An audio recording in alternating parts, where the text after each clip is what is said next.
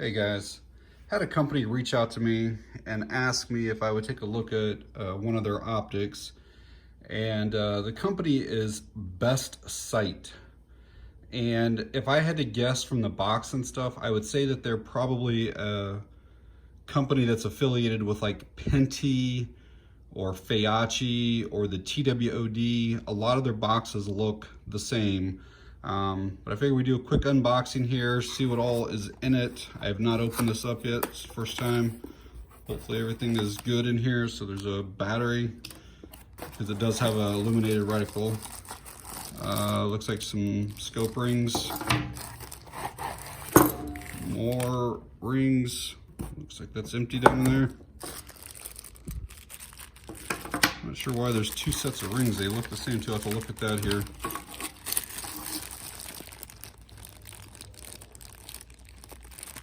Oh, I see why. It looks like one of them has like for a dovetail, and then one's like a Picatinny. So it's nice that they give you a couple different sets of rings. And let's see what this is like.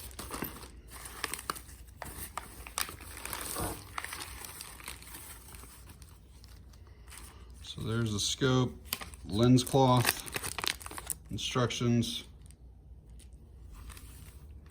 Looks like it has lens covers. So we'll get into the meat and potatoes here in a minute.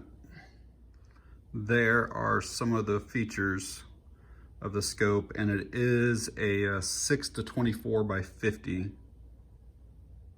So let me first say this scope is made in China, and a lot of people will immediately start knocking that. And what they don't realize is that probably 90%, maybe even higher than that, of like Bushnell scopes are made in China. They only have like one line that's made in Japan. Vortex, the majority of them are like probably 75% are made in China. And then they have a few that's made in South Korea and the Philippines, I believe. Leupold, which I know everybody swears by them for a long time. All of their components, and I even think still to today, like their the lenses and stuff, I still think they come from China. The glass does, and they're assembled in the United States, but I think they get a lot of parts from China. So I just wanted to say that right up front. But so this thing has an adjustable eye bell back here, so you can change your eye relief depending on obviously which rifle it's going on, where you're able to mount it, and you know, every person's eye relief is a little bit different. Here is the controls for your brightness for the illuminated reticle. You've got 5 for red, and it should be 5, I assume, 5 for green. Up on top here is where the battery's going to go. So you just twist that off. Show you here real quick. Down below that is for the magnification, and again it's a 6-24, so you can zoom that all the way in. I'll put the battery in here in a bit. So moving on up, got like a 1-inch tube, so it fits pretty much most scope rings. The turret covers here are manual, no tools needed, no tools to adjust them. What's it say there? 1/8 inch was 1 click at 100 yards. For the most part, the threads feel okay. They do feel like they could use a little bit of grease on them, but overall they actually are pretty smooth. It's not like there's a bunch of grinding or anything like that. They just feel a little bit dry. And then moving on up, you can go all the way down to 10 yards. I'm not sure if this one goes to infinity or not. So we got 20, 30, 50. Yeah, it does go to infinity. So you can go to 150 and then beyond that, and then it locks in place right there, won't go any further. So pretty nice on that. The one thing I will say is as soon as I picked that, like the The anodization on this actually feels really nice. I don't have any issues with anything on the scope so far. Again, it's just, I've only held it for a few minutes here. But I will say that these covers feel like junk, cheap plastic. They're like super, super flexible, and just the color of them, the appearance of them feel different than most lens covers. But just kind of wanted to point that out. I don't see any issues with them, but they just feel like super flimsy.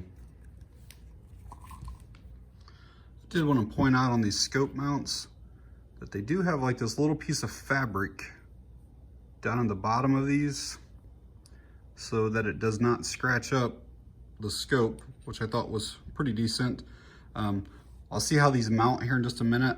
I've had a bunch of these, what I kind of call cheap or budget scope mounts. Once you go to put it on the scope itself, that the screw holes don't want to align correctly, and you end up kind of like wallowing them out a little bit. So we'll see how this works out.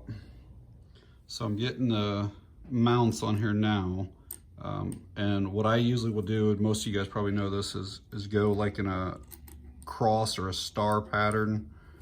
And that way it keeps even pressure on that top mount to the actual tube of the scope. So I just want to kind of give you that. So basically I'll start to, and I'll only go like partially tight here. Like I might only do this 3 or 4 turns, and then I'll come over to this one over here and do the same thing over here, just 3 or 4 turns, just to kind of get it started in there, because it's easy for these, like I said, cheap mounts. Like that one's not in there quite right. I gotta make sure that's, there it goes. So all that feels actually pretty smooth.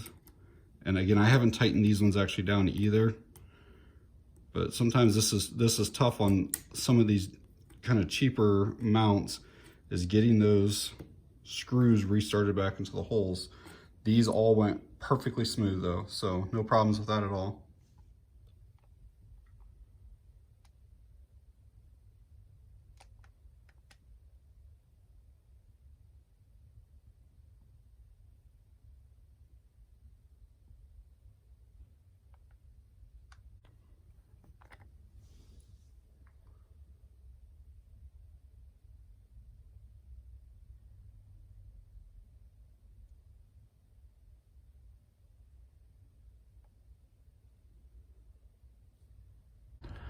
All right, guys, out at the range today, checking out this BestSight 6-24x50 scope. This is my setup. I'm a little over 100 yards away. I don't think I can zoom in quite all the way there, but you can see my setup down there.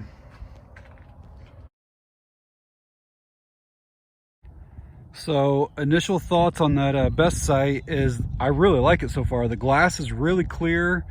These are my first like 4 or 5 shots down here in this lower right. I adjusted a little bit too much and was kind of up in here, and then these are my last 10 or so.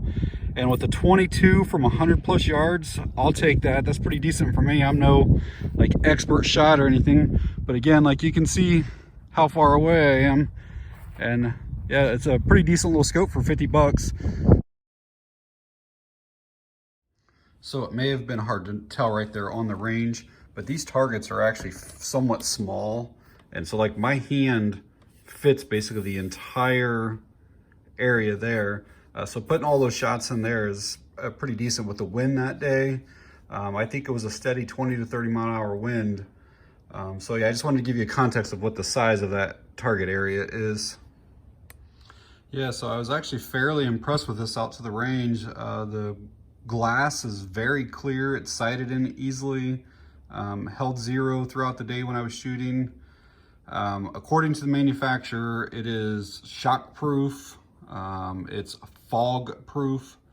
It's waterproof. Couple little complaints that I would have. Again, the lens covers, lens caps. About the only thing they really, I think, would do is keep these kind of somewhat clean from getting dust and stuff on them. Like I feel like if something were to hit this, like it's plastic, and it would just go right through that. So they are kind of cheap on that. Another complaint that I had is to turn on the red and green. Now this may get easier over time, but this is super stiff. Like it takes a ton of effort to get those to change. And there's been a couple times I've went to go and I've actually loosened up the battery cap thing there, just because it's so tight to turn that. And then probably another complaint I would have is that they only have one nub here to adjust your magnification. And so if it's mounted on the rifle right now, that's almost impossible to get to. So you end up having to turn it from here, which isn't a huge deal. But I guess it would kind of be nice if maybe if they had another one or so of those somewhere up here, just so you can get to, like when it's on a 14 magnification or so, it's basically right on the bottom, and you basically, the rifle's sitting there, so you cannot get to that then. Other than that though, for 50 bucks, it's actually a really decent scope. I'm pretty impressed with it, and I will leave a link to Amazon where this can be picked up. If you got any questions, please leave them down in the comment section. And that's it on this one. Thanks for watching. I appreciate it.